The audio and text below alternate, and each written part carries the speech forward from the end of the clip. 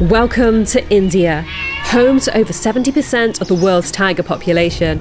But despite being their last stronghold, coming face to face with a wild tiger in India is far from easy. With only 3,000 tigers spread across 55 reserves, finding a tiger is almost like finding a needle in a haystack. I have just 2 days in Kanha Tiger Reserve, in the jungle that inspired Rudyard Kipling's Jungle Book. 2 days to try to find a wild tiger.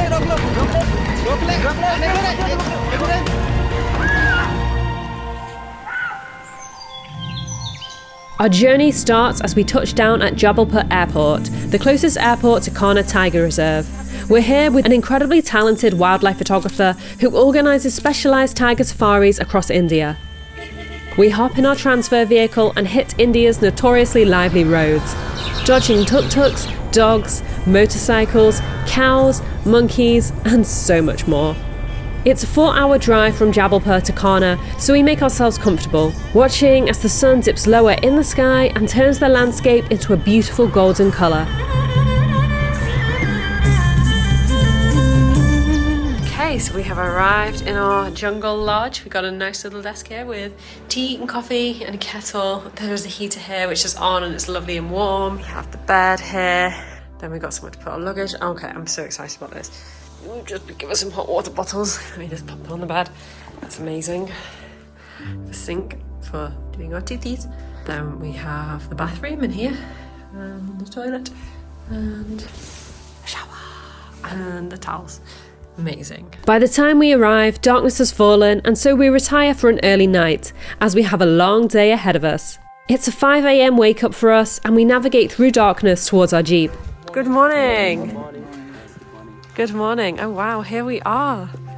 This is so cool. All loaded up in the vehicle, and oh my gosh, I'm so excited. We've got little hot water bottles. 6 a.m, about to start our safari.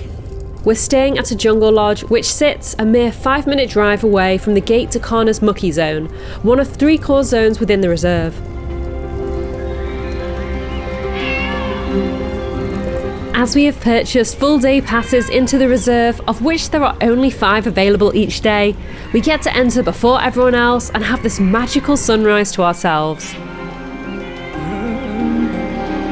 Our guide tells us that most tiger sightings in this zone are of a tigress called DJ, who is currently raising 3 cubs. We head into the heart of her territory. Unlike with East African safaris, the guides here don't have a radio to rely on for sightings, and so listen and look for clues of wildlife in the environment. It isn't long until we find our first signs of tigers. Wow. Can you tell how fresh the pug marks are? Very fresh. Very fresh.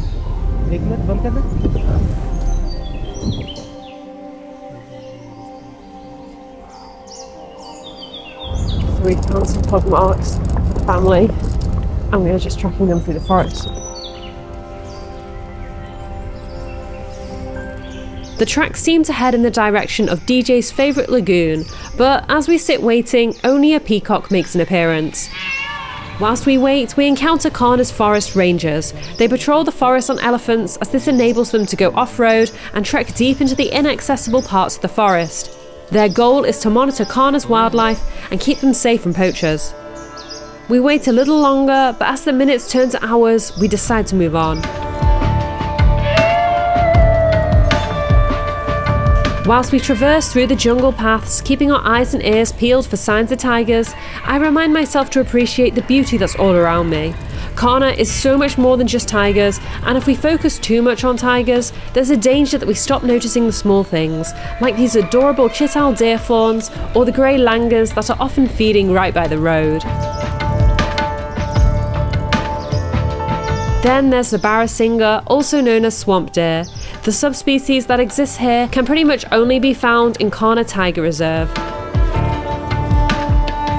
They nearly went extinct in the 1960s, but a breeding program within the reserve has boosted their numbers from a mere 66 to over 800 individuals. By this point, we have been in the reserve for nearly 7 hours and still not seen a tiger. We decide to try our luck with a different zone.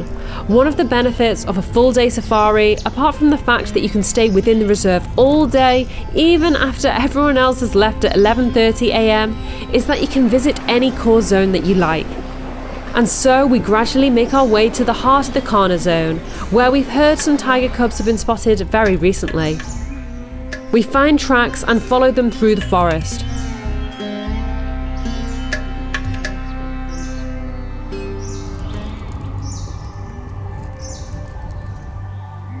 But still no luck.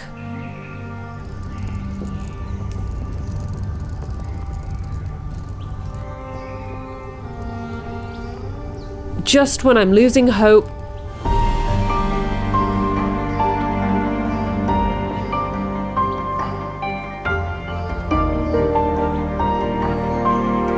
she's suddenly right there, only a few meters from the jeep. And she's even more beautiful than I could have ever imagined.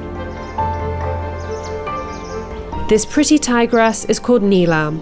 She's the mother of the 3 cubs who were spotted earlier. She's nearly 12 years old and one of the most famous tigresses in Kanha.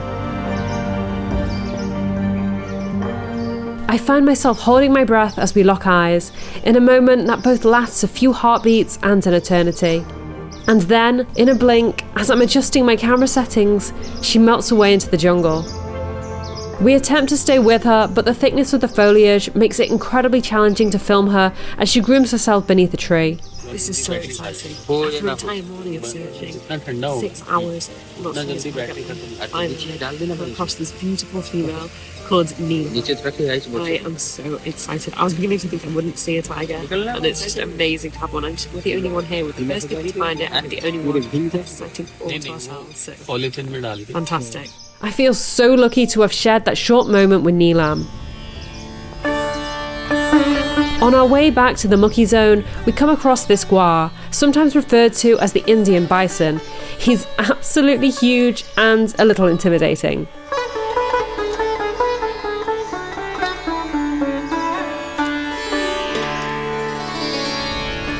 We're in the heart of DJ's territory again. It isn't long before we come across a row of vehicles, which can only mean one thing.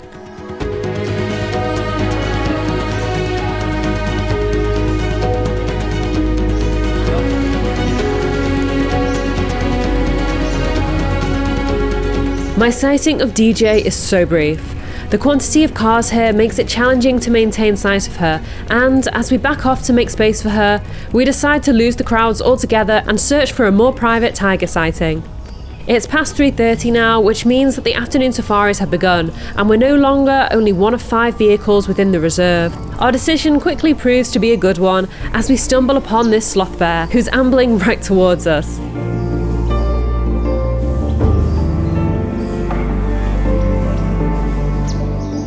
He crosses the road in front of us before slinking off into the long grass.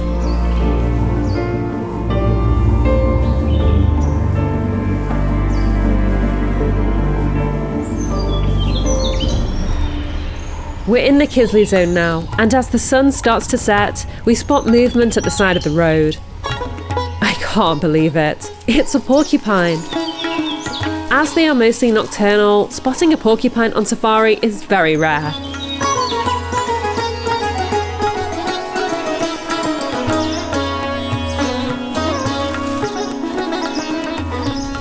As we set off again, we hear Chital deer alarm calls,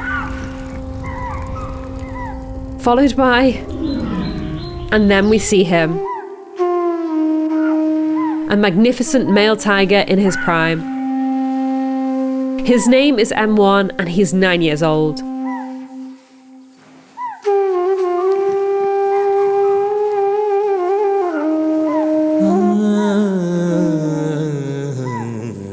If you'd have blinked, you'd have missed him, disappearing into the undergrowth as quickly as he appeared. The setting sun marks the end of our day of safari, and so we return to our jungle lodge. Hello. Thank you. There's just time to quickly freshen up before dinner is served. A range of delicious curries are on offer, as well as fresh naan bread. I'm mesmerised as I watch it cook in a tandoori oven. After eating, we head back to our room for another early night.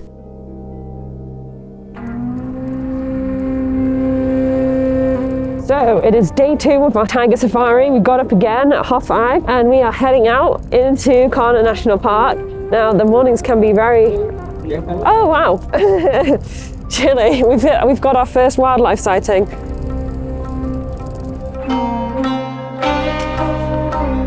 A family of golden jackals are trotting up the road ahead of us.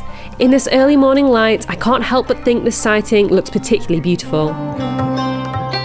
It's early morning, it is now maybe 6:30. It is very cold, so I have to wrap this around my face to keep warm. I've got my beanie hat, I've got my jacket, layers of clothing, and then here I've actually got a hot water bottle and a blanket, which is really helping to keep you warm. But it's good to get out early to maximise your chances of seeing everything you need to see. We've entered again through the mucky zone and are heading towards DJ's territory. We round a bend, and I cannot believe our luck.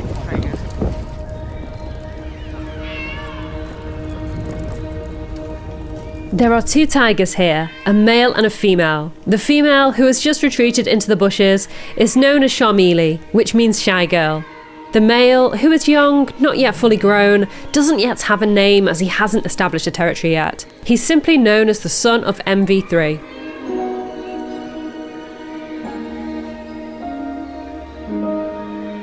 I find myself holding my breath as he lies just meters away from us.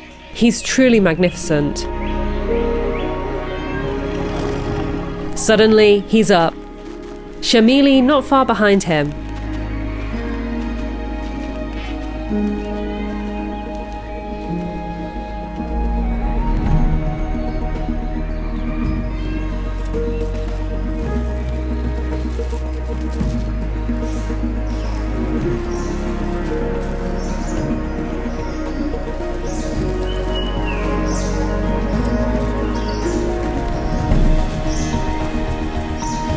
Adult male and female tigers only typically come together like this to breed, but the surprising thing about this couple is that Sharmili is already pregnant with another male's cubs.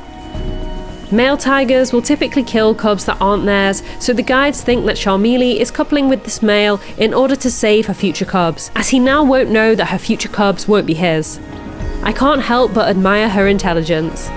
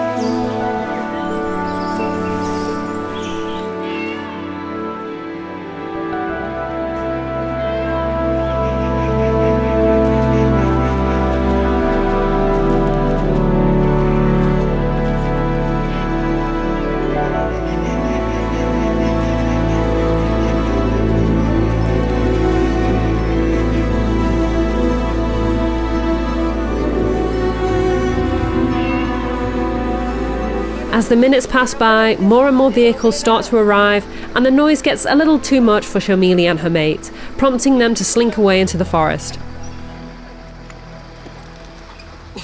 So funny. Everyone wants to get a good angle, so we're all being as close as we possibly can to each other. That was absolutely incredible. I can't believe we got to spend so much time with those tigers. This amazing experience really wouldn't have been possible if we didn't have such incredible guides and trackers with us. Having spoken to other vehicles, we've seen far more on our safari so far than they have, and I can only thank my guides for this. If you'd like to book your own India Tiger Safari, click the link in the video description and pin comment. It gives you the opportunity to get quotes for your own safari from the very same tour operators who I used and who I highly recommend. As the sun rises over the forest, we come across this barking deer, named as a result of its call sounding similar to that of a dog. We also spot a golden jackal, as well as numerous chital-spotted deer.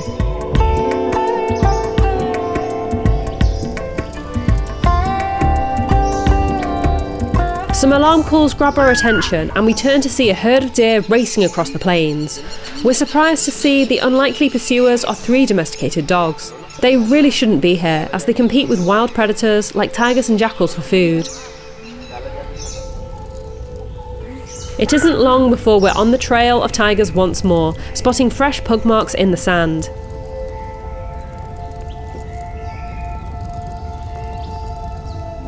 And then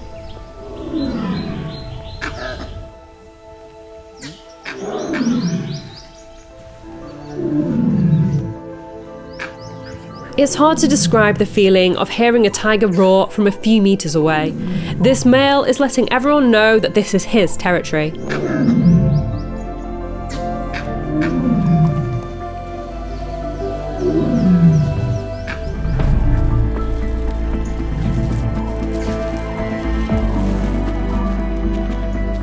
This huge tiger is the dominant male here, known as DB3.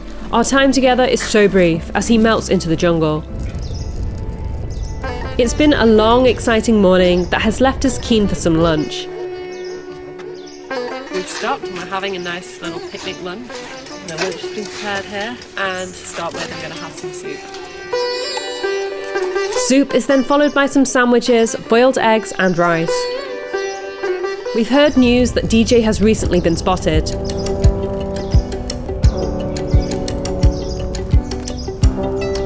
She disappeared into this patch of jungle, and so we decide to wait, hoping she'll reappear. Time passes by, but there's never a dull moment on safari, as we are soon joined by this curious jackal.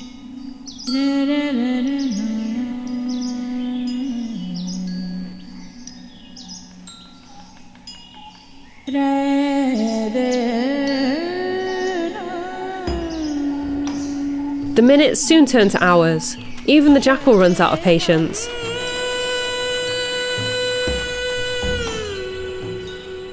We finally admit defeat, hearing news of another tiger just a little further up the road. Quite the crowd is waiting here, hoping that the resident male, DB3, who we saw earlier in the day, will stroll through the bushes. We make the decision to go elsewhere, hoping to beat the crowds. Which turns out to be a great decision.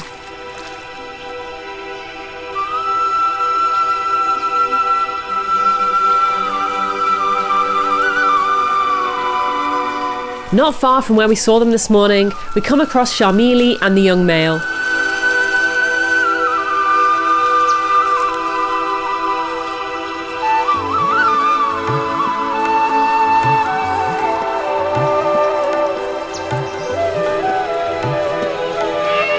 Our guides get us in the perfect position, predicting with incredible accuracy just where the tigers would emerge from the forest. The young male takes the lead, shortly followed by shy girl Sharmili.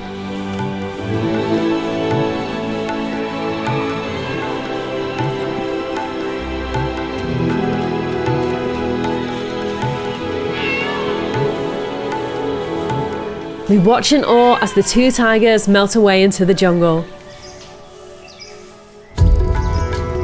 The sun is starting to set, meaning the end of our final safari in Kanha is approaching. On our way back to the gate, we find a family of wild boars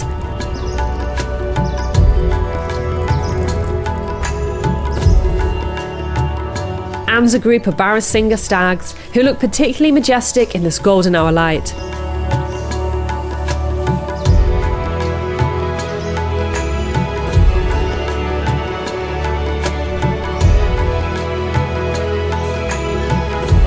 Our 48 hours in Kanha Tiger Reserve have been nothing short of extraordinary. Seeing firsthand just how elusive tigers are, I feel so incredibly lucky to have seen 6 individual tigers over my 2 days here. The best word I can use to describe my first safari in India is magical. But how does an Indian safari compare to an Africa one? Watch this video next to see my best ever safari experience, which took place in Kenya. Trust me, you don't want to miss this one.